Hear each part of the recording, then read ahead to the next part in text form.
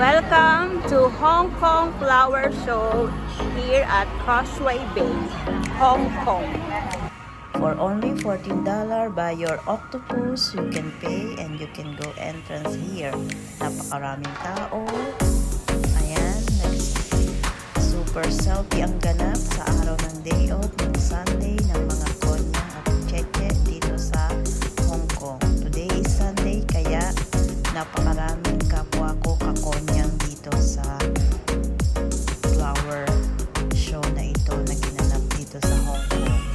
Binubuo din ito guys ng iba't ibang ahensya or agency ng gobyerno dito sa Hong Kong. Makikita natin ang mga iba't ibang agency at meron din from other foreign Asian countries.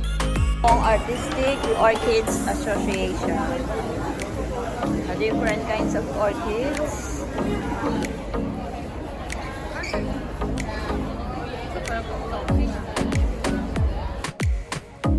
At ang number one ganap, video and selfie lang ang mga kabayan, ang mga kapwa Indonesian, cheche. At ang yan guys from the correctional services of government here in Hong Kong.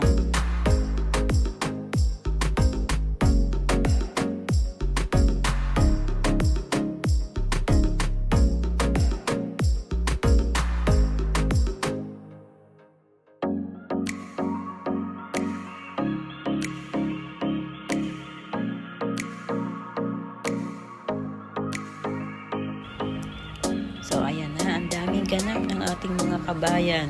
Super selfie to the max. Ganun, hindi ka makasingit. Kaya, ayan, love the flowers.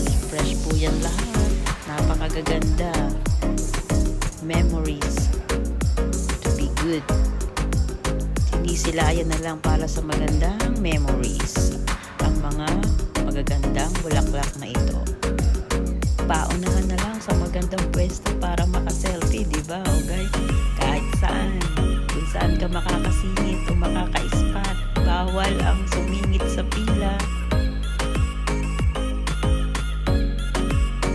Marami ding foreign countries, Asian foreign countries ang nakilahok. Ang naispatan ko lang dyan is Thailand, Malaysia, Indonesia, Singapore,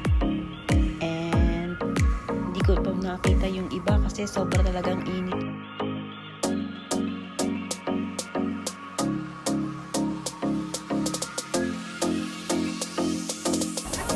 Dahil sobrang init, lalabas na kami. Goodbye. Namin kayang init. Pero walang araw, pero ramdam mo yung init ha. We are suffocated by the power of the people. We are suffocated by too much crowding here at Flower Hong Kong Festival 2024. Sa dami ng pumasok, sa dami ng lumabas.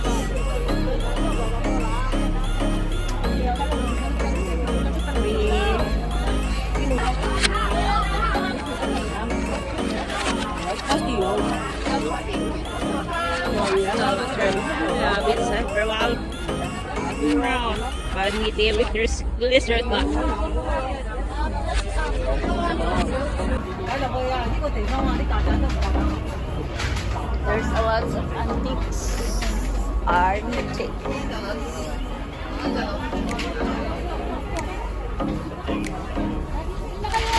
Tuhan. Oh, iya.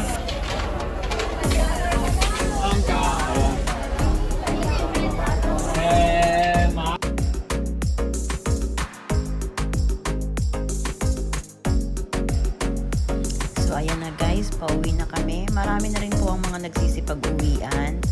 At the same time, mas habang pauwi na po kami, bandang hapon na yan, dahil linggo, lahat ay day off. At mas marami pa rin po ang nagsisidatingan dahil siguro nga yan, no? Mga nagsisidatingan pa lang po yan dahil mas maganda rin siya sa gabi dahil mas mailaw. Ito naman ang mga clips ng mga bulaklak na kung saan ito yung mga design nila. na nagkataon na hindi ko na naibideo sa kadahilan ng sobrang init, napakaraming tao, at ang hirap magpaikot-ikot. Talaga pong hindi siya totally, hindi mo makikita yung init pero ramdam mo ang init. Ito ang mga bulaklak na nagagandahan. Lahat po yan design ng mga bulaklak. Masarap sanang tapusin at ikutin ang mga fresh na bulaklak na itong flower show na ito. At syempre, hindi rin kami nagpahuli. Konting selfie lang para may masabing may remembrance din kami dito sa Flower Show 2024 Hong Kong at Causeway Bay Exit C. So, ayan, saglit lang kami dito guys.